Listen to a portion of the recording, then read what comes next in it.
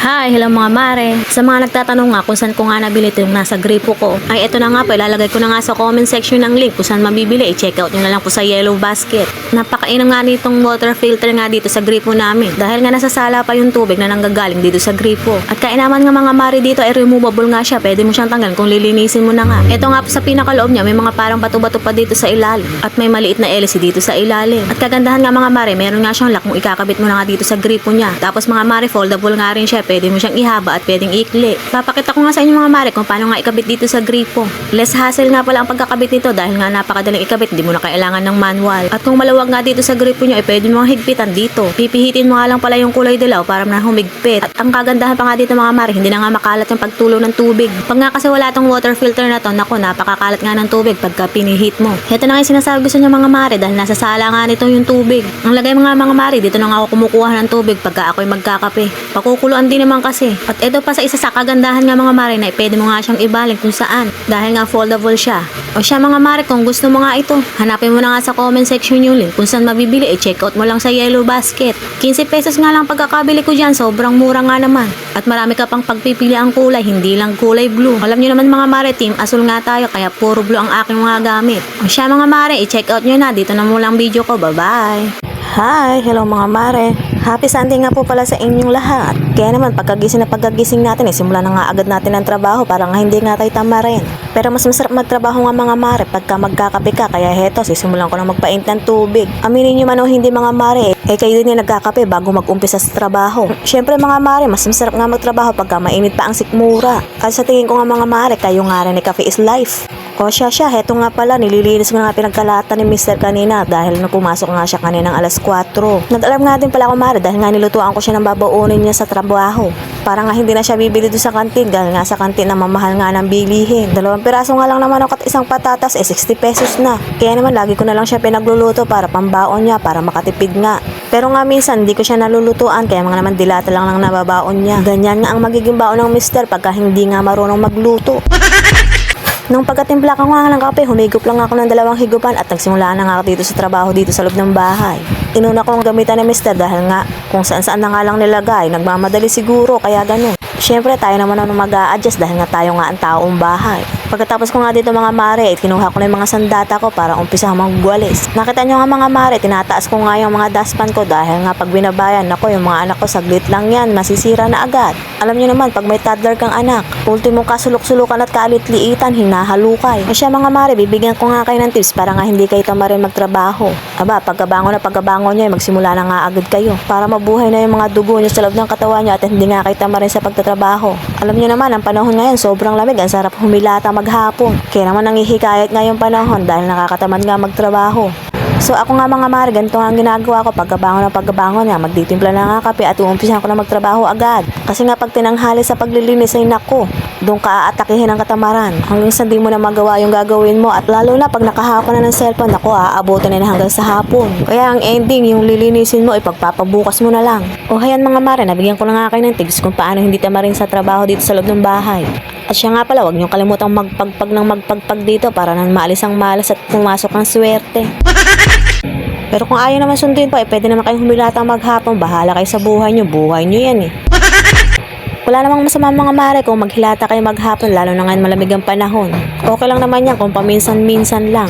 Pero kung araw-araw ka naman nakahilata, ay nako, talabang ka na mare. Sadyang nananalaytay talaga sa dugo mo yung katamaran pag ganyan. O heto nga mga mare, bukod sa paglilinis sa lababo ay paborito ko rin itong pagwawalis dito sa loob. Nakaka-good vibes nga itong pagwawalis dito lalo na pag may audience kang anak. Yung tipong kawawalis mo lang, eto magkakalat na naman. Tapos yung winawalis mo pag talikod mo, andun, nakakakalat na naman. Ito nga bunso ko mga mare, may hilingan dumikit sa akin to nagawa. Heto nga't nagpapapansin na naman sa camera.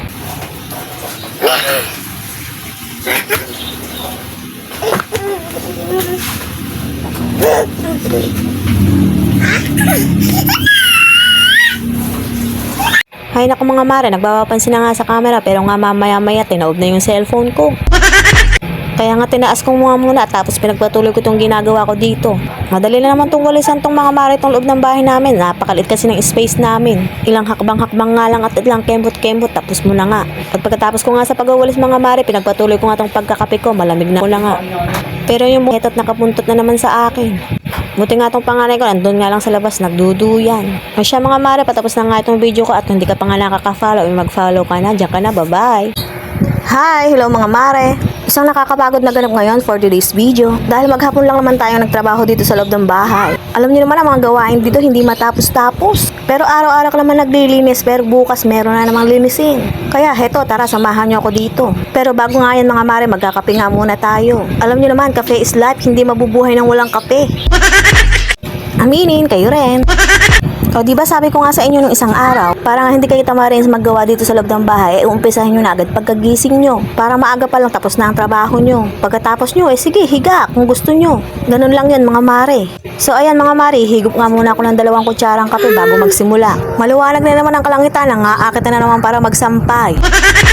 Pero Diyos me yung mga mare, tuwing hapon naman ay naulan. Kaya kung ako sa inyo, madaling araw pa lang, umpisahan nyo na maglaba. Para sa tanghali, matutuyo na. Ganyan kasi ginagawa ko dito sa amin kasi nga wala akong dryer. Kaya madaling araw pa lang, sinisimulan ko lang maglaba. Anyways mga mare, nakatapos na nga ako magkape kaya sisimulan ko lang magluto ng umagahan namin. At alam nyo na nga mga mare, paborito nga ito ng mga anak ko, yung hotdog tsaka yung isda na ipipirito ko. At alam ko mga mare, natitiyak ko marami na naman makakain yung mga anak ko. Yung nare-ready ko pa nga lang para lutuan ay wow na agad nga sila. Ako nga lang ba mga mare ang naaamoy sa tunog ng nagpipirito. Gandang-ganda kasi ako sa sounds niya. Kaya heto, sinet up ko na ka lang para umpisahan ng magpirito. Tara, pakinggan nyo. Ang amis na amis nga ako sa tunog nito.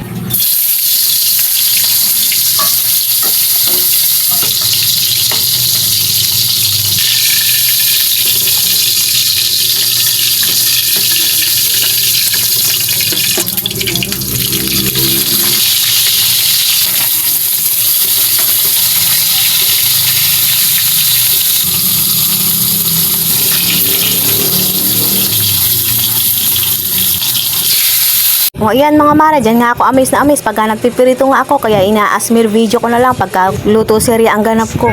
At alam nyo na nga din mga mare, habang nga nagluluto ako ay naglilinis na nga ako pinagalatan ko dito sa lababo. Pagkatapos ko nga hugasan mga dapat hugasan at tapos na nga rin mga pinipirito ko, eto sasangag ko na nga yung kanin kanina. Dinadamihan kasi ni Mr. yung saing niya pag nagluluto siya ng pambaon niya sa trabaho. Saktong-sakto naman na pirito ang ulam namin ngayon kaya heto isasangag ko na. Masarap kasing kumain pagka mainit pa ang mga kanin. Mas nakakagana nga pag may hihipan-hipan ka pa bago kumain. Nung natapos ko na nga ang pagluluto, heto magsasantok na nga para papakainin ko yung mga bata. Ganito na nga ang routine namin araw-araw, maaga ko nga silang pinapakain. Para nga may energy sila pag magpapasaway. Yung hotdog nga muna ang ipapaulam ko sa mga bata, mamayang tanghalian na yung isda. Once kasi na nagluto ko sa umaga, sinasama ko na hanggang tanghalian. Mainit kasi magluto pag tanghali na. Kaya nga dinadami ko na ang tanghalian pag nagluluto ako sa umaga. Eto nga mga mare, pinapakain ko ng mga bata, sadya nga napakakalikot. Panay nga ang tawag ko dito sa bunso ko para magsubo. Pero panay nga ang kulit, kaya eto muna susubuan ko yung panganay ko, tapos naksubo-subo na nga rin ako.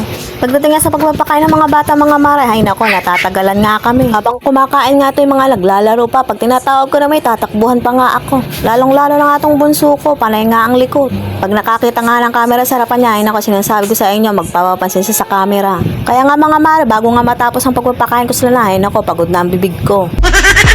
Saka nga lang ako nakakapahinga pagka nga tulog nga sila. Pero sila gumagawa pa nga rin ako. Anyway mga mare, pagkatapos ko nga pakainin tong mga bata, pumunta naman ako dito sa labas para albahan yung mga pinag-ihian nila. Niluglugan ko nga lang ng sabon to para nga mawala yung panghi. Saka babanlawan ko na lang ng maigi para maihabol ko nga sa araw. Sa tanghali kasi hindi ko na nalalagyan ng diaper itong bunso ko. Kaya yung mga kumot na hindi na ginagamit, yun na lang ang pinansasamping ko sa higaan pag umihi. Tapos pagbasa na nga niluluglugan ko na nga lang, tsaka sinasampay dito, gagamitin ulit mamayang gabi o kaya mamay bukas. Buti na nga lang mga mare, maagang sumilay ang sikat ng araw, kaya heto, inuumpisahan ko na nga magsampay. Kailangan pa nga pagainan todo ito para nga matuyo hanggang tanghali. Dahil yung araw nga lang half day, sa hapon nga umuulan. Sakto nga pagkasampay ko, dumating yung nagdi-deliver ng tubig, kaya napa-order nga ako ng 3. Lingguhan kasi silang nagdi-deliver, kaya 3 na nga kinukuha ko. Minsan pa nga, hindi na nga inaabot ng 1 linggo yan, kinukulang pa, sa lakas ba naman dumedi ng mga anak ko.